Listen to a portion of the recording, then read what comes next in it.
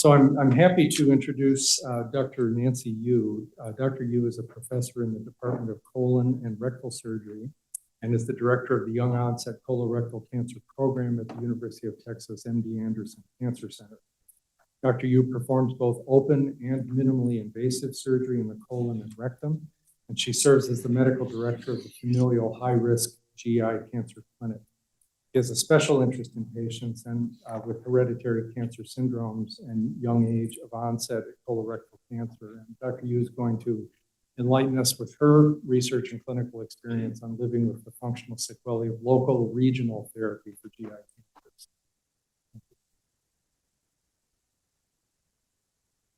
Thank you so much for having me. And I just really appreciate the focus on survivorship in this patient and disease. So just to get started, I have no disclosures. I am just a plumber, so I'm going to talk about physiologic consequences and impact of local regional therapy, starting with surgery and ending with XRT. I will talk about what are some of the recent advances that are available to mitigate the immediate impact of these local regional therapies. And then I think in the intermediate and longer term, I was going to talk about some issues as I think about how do you maximize short-term or intermediate-term restoration of function, and then what are some of the ways to optimize long-term adaptation. And I think for me as a GI surgeon, and I think all of us realize that our bodily function and GI function is really linked very tightly with our stress level and many other domains of us as a whole person. So I think some of those are thoughts behind, how do you maximize restoration on a longer term. And I'll end with what does it look like at our institution, some of the efforts. So just to start with, the local regional therapy is the backbone of curative intent cancer therapy. I will show some gross pictures for the next couple of slides. If you want to close your eyes, I'm not offended. So this is a photo, a pathologic photo of a good colonic resection. We define a colon resection in terms of proximal and distal margins, radial margins, how much lymph nodes are we taking, where are we ligating in the blood vessels, how many lymph nodes do we harvest.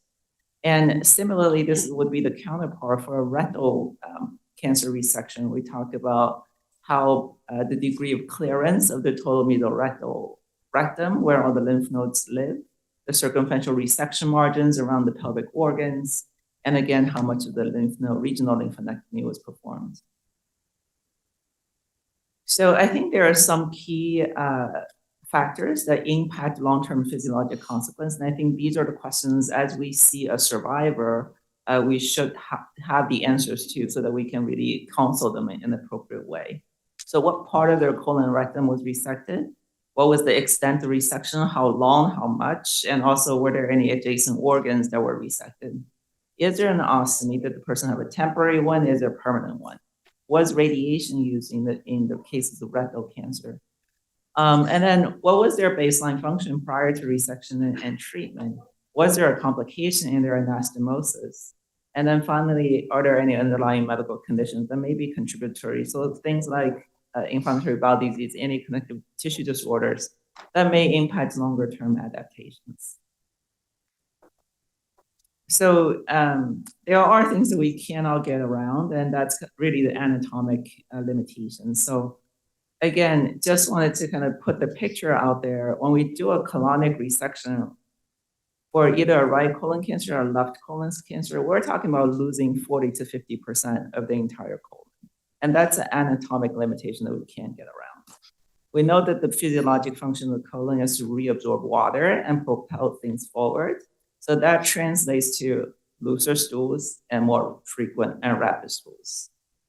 In the subcohort of patients with Young-onset disease that have a hereditary syndrome, so these are patients with, for example, polyposis syndromes or perhaps Lynch, they may have had a more extended colonic resection. They may have had most of their colon resected. Or if it's a metachronous cancer in those patients. And so for them, the bowel function consequences are even more drastic because we've connected the small intestine which has very little capacity to reabsorb fluids directly to their rectum. Last set of pictures. So these are kind of anatomic consequences of rectal cancer surgery. I think of pelvis as high price real estate, and the lower you go, the higher the price. And so in terms of treating rectal cancer, local excision is a procedure we do transanally, where just take out the disc of the rectum where the tumor is. That's only applicable for a very, very select group of patients. Unfortunately, most of the younger patients that we see have stage 3 or 4 disease, and they are typically not amenable to a small procedure. And so the most common rectal cancers or resections are low anterior resection, colon anastomosis, and abdominal perineal resection, and they correspond to the 3 arrows I've drawn. So they go lower and lower each one, and colon, we're hand suturing through the anus, the colon directly to the anal sphincter. In an APR, we're taking out everything, including the sphincter complex, and the patient ends up with a permanent colostomy. So these are a centimeter difference here. The only other counterpart in the hereditary patients would be the ones that had a rectal cancer in the background of a polyposis syndrome, for example. So some of those patients may have had their entire colon and rectum removed, and they may either have a permanent end ileostomy or a restorative procedure called an ileopouch anal anastomosis. And these are, again, procedures that are very extensive, and we try to do what we can to restore function, but they're never normal. And I think one thing I will say is I tend to be pretty upfront with the patients, because I think setting their expectations up front does help in terms of their long-term adaptation. And so I'm very clear that these are anatomic things that it's very hard for us to get around. So just some data to, these are things we already know. So this is a study comparing patients who's had a segmental colon resection to a subtotal one. So again, intuitively, the more colon, the longer colon we lose, the more impact on functional outcomes. So you can see more daytime stool frequency, nighttime stool frequency. About 50% is reporting dietary restrictions. They have to watch what they eat. And as we talked about, the bowel function really spills over to the other domains of life. So they have restrictions on social activity, homework, recreations, relationships, and travel, and so forth. And you can also see different impacts in other domains. That's a very similar study reporting similar outcomes. Patients take medications, modify their diet in order to kind of reach a bowel functional level that can let them function. Consequences of rectal cancer surgery is probably best summarized by this term called low anterior resection syndrome. And I think when it translates to a patient, it basically means clustering of stool. So some of the patients, they have variable and unpredictable bowel pattern. They go little bits at a time, and some of them tell me they get trapped in their bathroom for like an hour or two because they feel like they've finished, they got to go back and go because the stool comes out in little bits. And so to the degree that we can mitigate that, we try.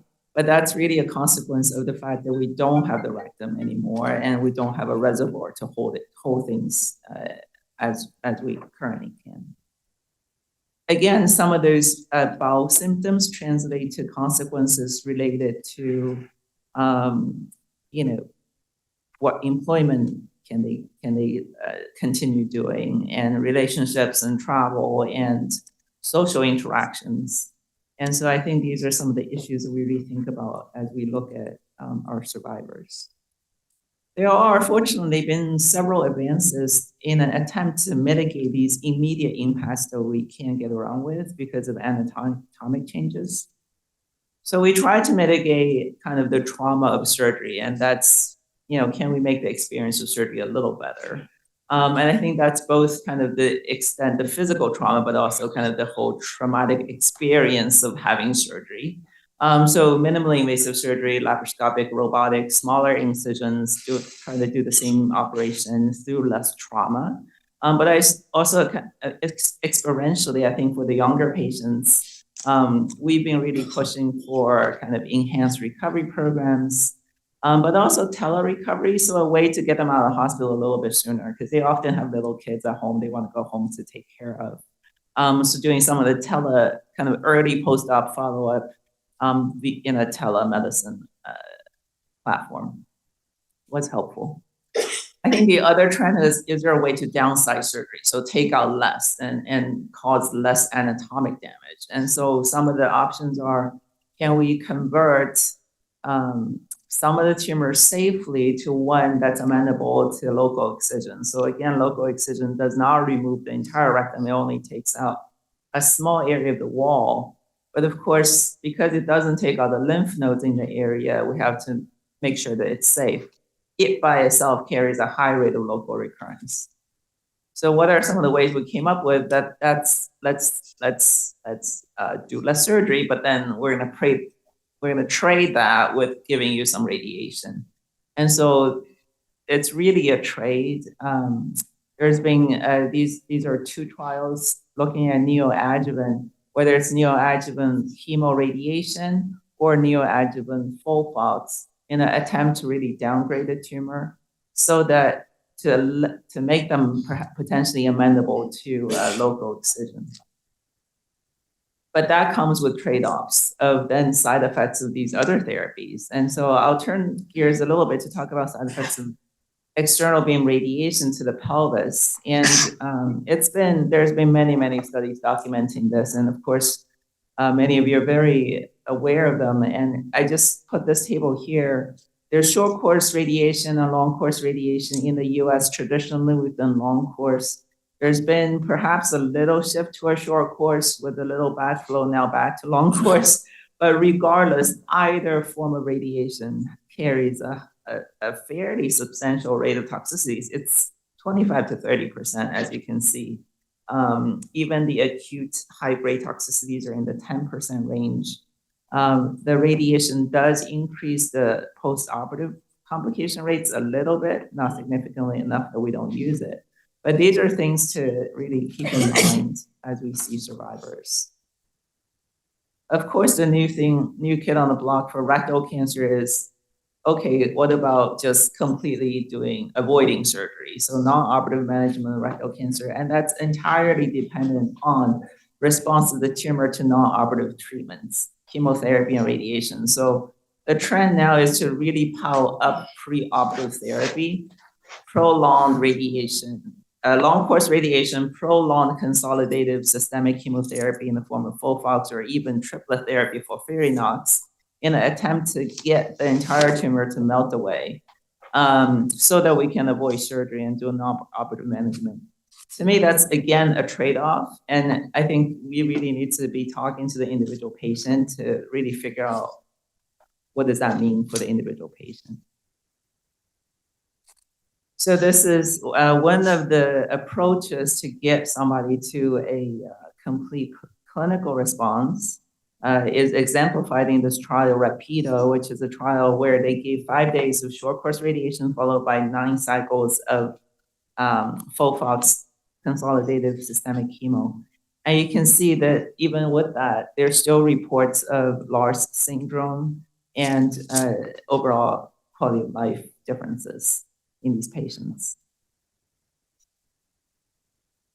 There is a longitudinal, there is a time course to the adverse impacts that the chemoradiation puts on patients. This is a prospective patient-reported outcome study from our patients who got treated with long course chemoradiation for rectal cancer. And sorry, the graphs are small, but I think the take home is just probably in the paragraph just above conclusions. The impacts really last. And even at 24 months, there's still a difference in stool frequency and fluctuance in body image and embarrassment. And so some of these impacts get a little better, but there are definitely domains that I think persist over time. So then Prospect is one of the other trials where there's really a concerted effort to try to omit radiation in select patients. And so that the results were published last summer. But I did want to show the quality of life results from that study. So the blue lines are the ones that didn't get radiation, and the red lines are the ones that did. So again, even though I think the oncologic outcomes are comparable, there still is a very significant difference in bowel function. And when you even look at the FOLFOX arm, it's not like these people are having perfect bowel function. So I think every treatment, we're taking something off. And I really think the discussion with the patient is, what are the trade-offs they're willing to contend with? One last point I'll raise is the concept of overtreatment, because I think sometimes when we see these young patients, whether it's driven by the patients themselves or driven by their family members or driven by us internally, we want to give them the kitchen sink. We want to give them everything. And this is a pattern of care study we did a couple of years ago looking at National Cancer Database data. So the question is adjuvant chemotherapy for colon cancer patients who has had curative intense surgical resection. So you can see that there's 6% of those that has of the young patients with stage 1 colon cancer. So totally should be cured with surgery that got adjuvant chemotherapy. And then for the low risk stage 2 patients, it's 50% of the young patients versus 20% of the older patients. So for obviously low risk stage 2, the benefit of adjuvant chemo, I think, was really individualized and established. And so I think there's a bit of a danger there. And I think, again, the long-term survivorship, I think, is really set up by the initial conversation at the time of treatment planning. And I think these are some of the things we should really keep in mind as we plan our treatments. I'll shift gears to talk about how it's not just how the bowel works, it's actually the whole person, because I think they're very linked. So in the subcohort of hereditary patients, we have, again, made significant advances, and with the emergence of immunotherapy, particularly for Lynch patients, many of them are able to avoid surgery, which is great. So for them, the survivorship care has a few other issues, other than kind of dealing with consequences of the treatment for their index cancer. Because of their hereditary syndrome in the background, we also think about surveillance for extracolonic, other syndromic tumors, whether there's ways for chemoprevention, and then, of course, cascade testing and family care. And some of that impacts their psychological concern and worry about their future cancer, about their families, and so forth. So these are some of the other issues, I think, that are unique for the hereditary cohort. But even in a non-hereditary cohort, I think these are probably the big topics for survivorship care long-term. Physical effects of therapy, quality of life, impacts of cancer on other domains, their risk from metachronous lesions or secondary cancers, and then the rest of their domains. So we looked at, this is a survey study looking at long-term survivors. So these are actually average 10-year survivors. And even at 10 years, we saw significant functional differences in symptoms among younger patient survivors that are in blue. They all reported more impacts than the older counterpart. Anxiety, body image, sexual dysfunction. And I think these are really echoes with some of the quality of life surveys that have been done through the Colon Cancer Alliance. Similar study, same cohort study, but pulling out just questions related to bowel function. Same physical pain, fatigue. But then that also then translates to appearance, concern, recurrence, distress, family distress, and financial problems that I'm sure John will talk about upcoming. So I think these, even at 10 years, there's still an impact. Just addressing kind of the physiologic impact and bowel dysfunction parts, there are mitigating strategies. So I think that in the intermediate term, there's a time frame of probably the first 1 or 2 years where they've finished their cancer treatment. So they might be seeing us a little bit less frequently, but I think that's the time where the dialogue really needs to continue. We really need to be proactive in asking them, how's your bowels doing? You know, what is it like right now? Because there are things we can do. We can counsel them regarding, you know, dietary things, how much to hydrate, how much fiber to take. There are anti-spasmodic and anti-diarrheal medications we can add on top of that. We can make a regimen for the patient. We can refer them to physical therapy. Sacral nerve stimulation has been tried in some of these patients with some success.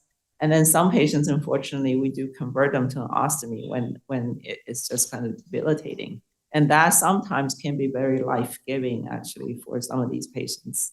So I think in the first, you know, I think some of the patients feel a drop-off when the intensity of the visits during their cancer treatment is over. But I think it's really our job to keep the dialogue going in the kind of the intermediate time. I think the other question that I think about is even for the sporadic patients who survived a young-onset colorectal cancer, are their colorectum more active than average, and are they at higher risk for metachronous adenomas? And I think that's a question that's been asked more and more. We did a small, just followed our cohort. It's a retrospective analysis of a cohort of our patients. So definitely uncontrolled for the quality of the initial scope that they had.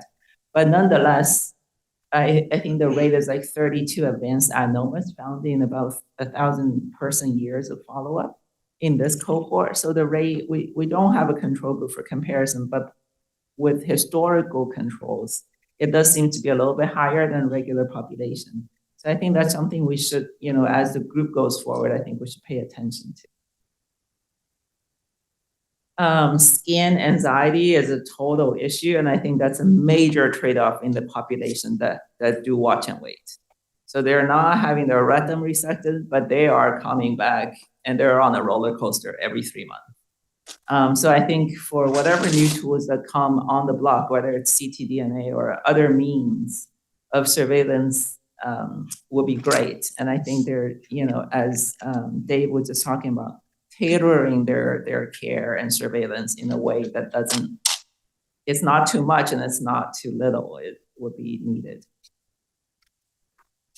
So finally, I think with all those issues, this is a population that really benefits from a programmatic approach.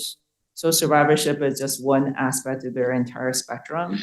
And I actually think that a part of the survivorship started way back when a lot of these young patients were diagnosed and given a misdiagnosis at the beginning. By the time they come to see us, they have a little bit of unresolved anger, I think, or sense of having been mistreated. And I think all of that kind of builds and lingers, and if it's kind of haven't been dealt with, and quite often they get too busy with cancer treatment. And some of those underlying thoughts have not been dealt with fully. And I think that kind of resurfaces as they enter survivorship. And kind of the hereditary, like the question is like, why me? And because we don't know the etiology and we can only 20% is hereditary. And of course, those patients still ask, why me? But I think some of those things really show up after the cancer treatment, the intensity of the cancer treatment is over. So we were fortunate that the institution was able to support kind of a young-onset colorectal program in 2021. Several other institutions have that, of course. So as a center, we're fortunate that we really attract a lot of these patients, whereas nationwide, the young-onset population accounts for about 10 to 12% of all colorectal cancer patients. About 1 in 3 of our patients is under 50. And so it's a huge population. The goal for our program is to really support them throughout their journey. And my message to them is, this is the place for you. You're not alone. We're here for you. And so we were able to kind of basically organize some of the pre-existing services in the cancer center and identify a champion within each of their services to say that they are interested in onset colorectal cancer patients. And so we basically built a consortium of services, and we have a menu for these patients as they come in. because many of them don't know what they need at the beginning. And some of them in the conversation of looking at this list, it joggles their mind and they voice their needs. So the acronym is support. And then it's again a program where we try to have certain some events, just as you all do with your cancer center. But I think one of the components is My Cancer Connection, which is a platform for the patients to connect with each other. And I think they really derive a lot of energy from that experience.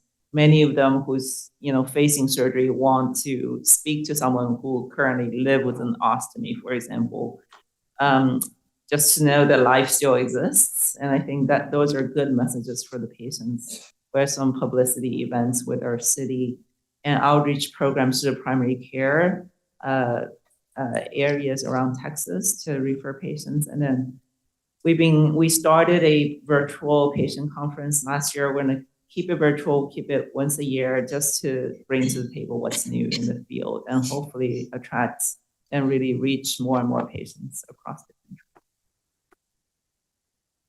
So just to summarize, I think there's impacts of local regional therapy for colorectal cancer that we really can't get around. There's physiologic sequelae that I think, and these should be considered at the time of treatment planning, and they should be discussed and told to the patients. The treatment plan should be tailored to the particular disease and the particular patient so that the benefit toxicity ratio can be optimized, and that really, I think, is the key to translate to better survivorship. I think ongoing dialogue, even beyond the acute treatment ends, is important. And I think in the long term, to really help with long-term adaptation, we really need to embrace the whole person and not just talk about bodily function, but also adding the mind and other spheres of the whole person. So thank you so much.